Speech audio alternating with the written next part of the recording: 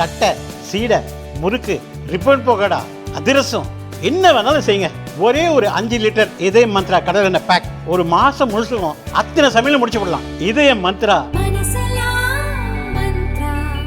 டெல்லி மற்றும் உத்தரப்பிரதேசத்தின் ஒரு பகுதியை இன்று மாலை திடீரென ஒரு புழுதி புயல் தாக்கியது. மாலையில் வழக்கமான வானிலை சட்டென மாறியது.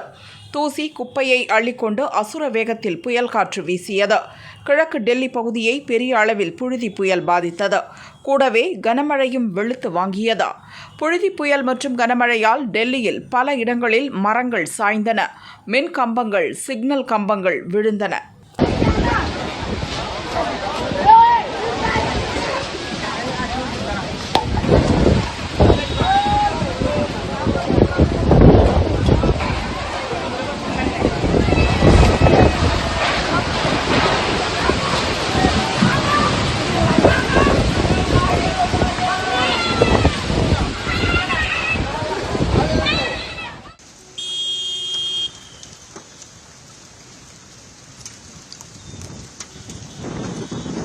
இதேபோல் உத்தரப்பிரதேசத்தின் ஒரு பகுதியையும் இந்த புழுதி புயலும் கனமழையும் பந்தாடியது.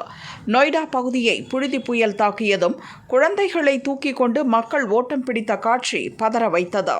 புழுதி புயலின் போது மணிக்கு 79 கிலோமீட்டர் வேகம் வரை காற்று வீசியது. இதற்கு ஹரியானா பகுதியில் நிலவிய சூறாவளி சுழற்சிதான் காரணம் என்று இந்திய வானிலை மையம் கூறியது. இதன் தாக்கத்தின் எதிரொலியாக ஒரே நேரத்தில் அரபிக்கடல் மற்றும் வங்கக்கடல் பகுதியில் இருந்து ஈரப்பதம் உள்நோக்கி ஈர்க்கப்பட்டது.